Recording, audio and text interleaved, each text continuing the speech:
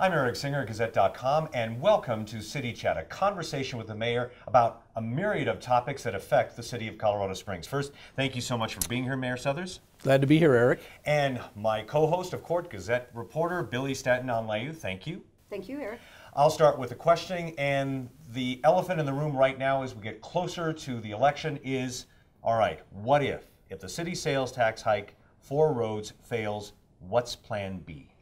There can really only be one plan B, and that is that we'll hope for increased revenues in coming years and to be able to take a larger chunk of those increased revenues each year to apply to roads. So for example, this year our budget for road repairs is $18.5 million. Hopefully next year we'll be able to throw in a couple more million, maybe over 5 years add another 10 million. The problem is, given the inflation rate for road construction, that's not going to move us ahead very much. The fact of the matter is that's not going to get us off this trajectory of an increasing percentage of roads in poor condition, but that's really our only alternative unless the citizens were willing to make significant cuts in the majority of the budget, which is police and fire, and I don't see that. I would think that they would prefer us to do what we can with growth of the hope for a growth of the budget to spend more and more on roads, but it will not reverse the trajectory that we're on. So quickly, if the landscape, how would the landscape look like if we don't pass the road tax? Our projection is that at the rate we're spending, even with inflationary additions to our road spending, in about 5 years we'd have 75% of our roads in poor condition as opposed to 60%.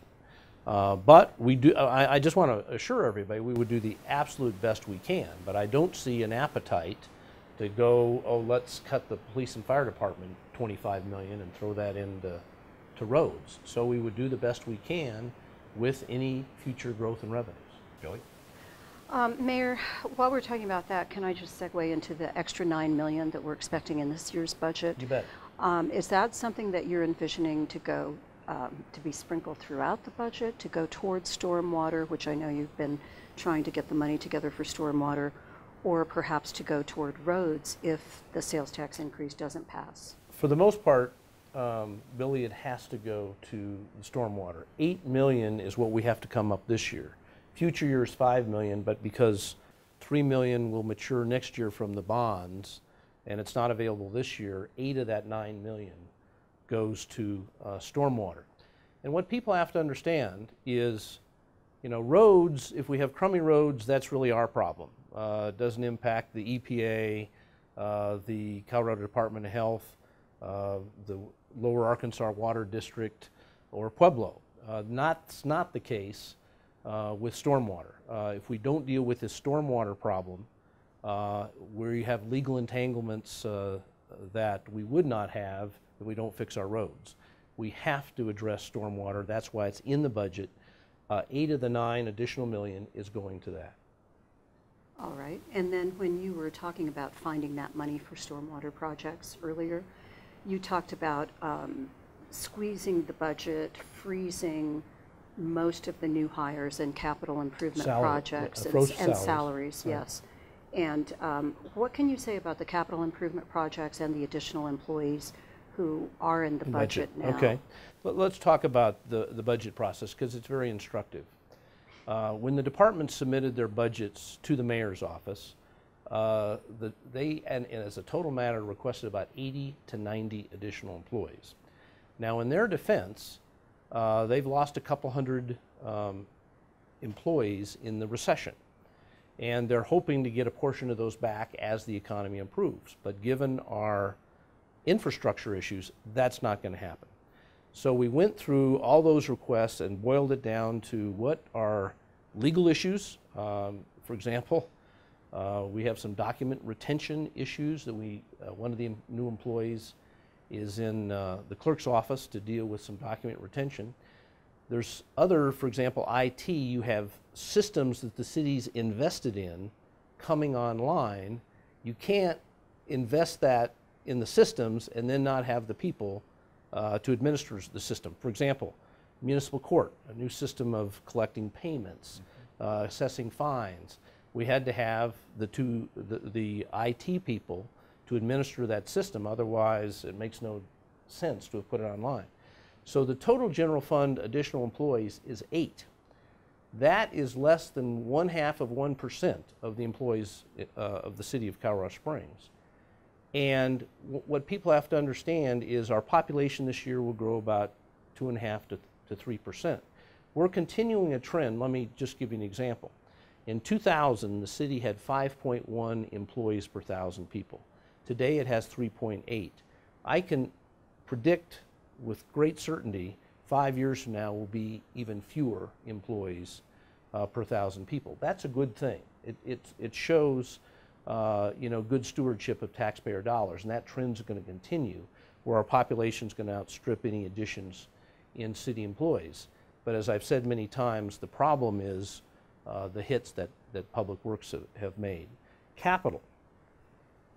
While we're funding a couple of capital programs, we deferred, my recollection is between 15 and 20 million, 10 million in parks alone, that we said, no, just can't do it. One of the things we deferred is the police wanted us to actually spend $2 to $3 million this year to actually begin construction of a substation in Sand Creek. We said, no, we'll fund the architecture and engineering this year with the hope in future years of actually funding the construction. That was deferred. Employees, people have to understand one of the things we deferred is manning the new fire station. Right. Fire Station 22 requires 12 new firemen. I said it won't be done till June. We'll take some firemen from 19, split 19 and 22, and we'll fund the new firemen for 22 in next year's budget. So there's a great deal of deferral that was done both for employees and for capital. The other budget question that has popped up is why are we taking money out of reserves to put into the budget, which you're aware that question has been raised. Yeah, there will be no money taken out of reserves. This is what some people are referring to. I think there's 1.3 million that as things stand right now would be a draw on reserves. What will happen, Billy, is everything being the same, I do think there'll be some adjustments in the budget, everything being the same, there will be some underspending this year that will go into the reserves, and that will more than make up for the 1.3 that would be taken from the reserves. But as I think as a practical matter, what the council and I may do if people feel better about it, for example, in the budget I've got $600,000 for a possible election next year. Right. We always do that because we don't, so we can take that out, we can take another couple things out and present a total balanced picture, but make no mistake about it, the city of Colorado Springs is not going to run any deficits. It's just when you're talking about the revenue side of a budget, you're estimating what your revenues are going to be. We'll make adjustments as we go along to make sure there's no deficit spending, and we are very confident that at this year's end there'll be unspent revenues that will more than exceed that $1.3 million. So that's basically an accounting That's effort, exactly and right. it's being misconstrued. Yeah, it's like we're running a deficit or something. Absolutely not. But as I say, if the council wants to take a few things out and have no draw on the even possible draw on the reserves, we can do that. But we may, let's say somebody puts an issue on the ballot for next year, we'll then have to go for a supplemental. Right. So it's all, what people need to know. The city of Colorado Springs runs a balanced budget. We don't run any deficits whatsoever. And beginning next year, we'll have no indebtedness. Any questions? No, thank you, Mayor. You bet. Thank you very much. And now's your time for your final thoughts, so you can be able to talk to the citizens of Colorado Springs to get your message across about the election or whatever you feel at this moment is the most important subject for you.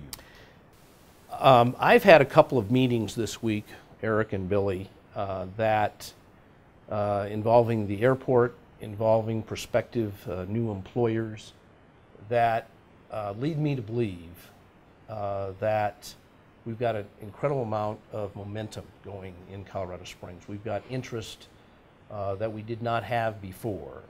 For example, some commercial flights at the airport and things like that. We need to do some things to maintain that momentum.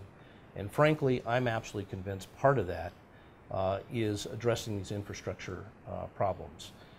We got to take care of stormwater, and we got to take care of roads. I need the voters' help to deal with this road issue because I'm fearful we will lose some momentum if we can't demonstrate to new companies, to companies that are here thinking about expanding, that we're willing to invest to match your investment in our community. All right, thank you, Mayor, for this Thank you. conversation. Appreciate Thank it. you, Billy, as always. Thanks, Eric.